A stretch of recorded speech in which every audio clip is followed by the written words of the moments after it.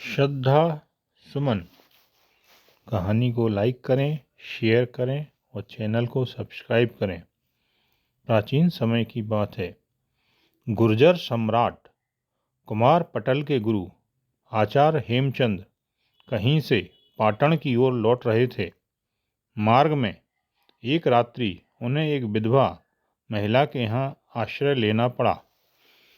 हालांकि वह महिला बहुत निर्धन थी, परंतु उसके जर्जर घर में गुरुजी को रहना बहुत सुखकर और प्रेममय लगा।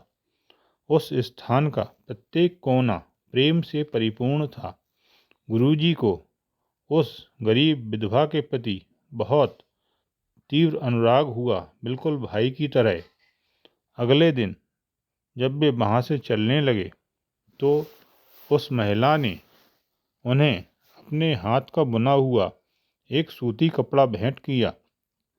आचार्य ने उस कपड़े को लेकर दुशाला की तरह ओढ़ लिया और पाटन की ओर चल पड़े।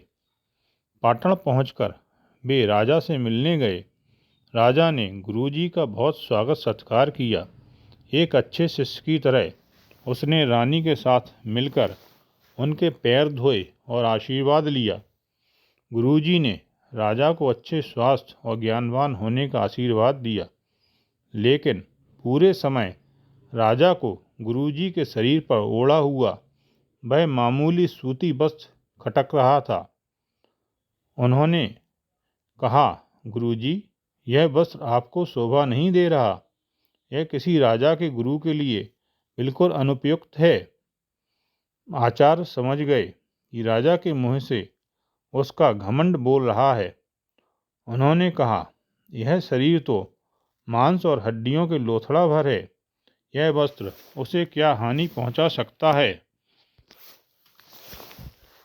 राजा ने कहा, गुरुवर, यद्यपि आप सांसारिक सुखों और आकर्षणों से मुक्त हैं, परंतु फिर भी मुझे इस बात से लज्जा प्रतीत होती है कि मेरे गुरु किसी मूल्यवान उत्तरीय के स्थान पर ऐसा हीन वस्त्र धारण किए हुए हैं।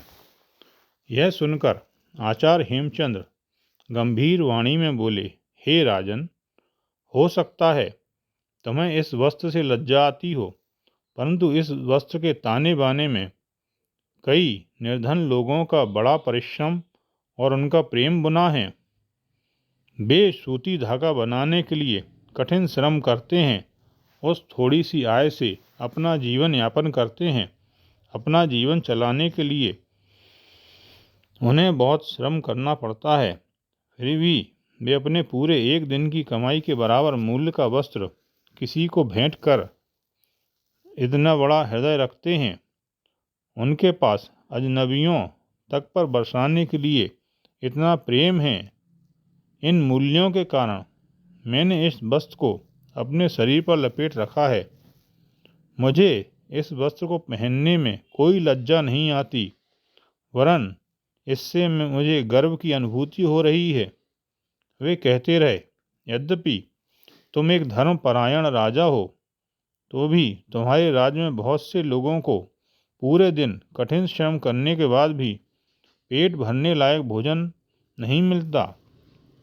क्या यह तुम्हारा कर्तव्य नहीं है कि तुम इस स्थिति पर ध्यान दो, जब तुम्हें किसी भी सोच से, चाहे ऐसे किसी वस्तु के कारण ही, इस स्थिति का ज्ञान हो।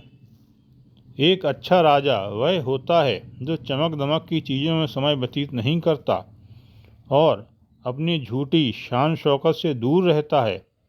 इसके स्थान पर वह जब तक जागता है, जब तक उसकी प्रजा निश्चिंत सो ना जाए, अपनी प्रजा के उत्थान के लिए वह हमेशा काम करता है। यह एक ऐसी बहन की दी हुई भेंट है जो निर्धनता में जीवन यापन करती है। यह मुझे प्रेम, सरलता, विश्वास और शोभा देता है। इस कारण यह मेरे लिए उन वस्त्रों से अधिक मूल्यवान है जिनकी तुम बात कर रहे हो। यह कहकर आचार्य ने अपनी बात पूरी की। यह सुनकर राजा पर घड़ों पानी पड़ गया। उसने लज्जित होकर अपना सिर झुका लिया। उसे ऐसा महसूस हुआ कि उसका दंभ और मद आचार्य के शब्दों की गंगा में बहता जा रहा है और उसका स्थान कर्तव्य के भाव ने ले लिया है। इसके बाद राजा ने अपने गुरु को साष्टांग दंडवत प्रणाम किया और अपने कथन के लिए क्षमा मांगी। गुरु ने भी प्रसन्न मन से राजा को क्षमा कर दिया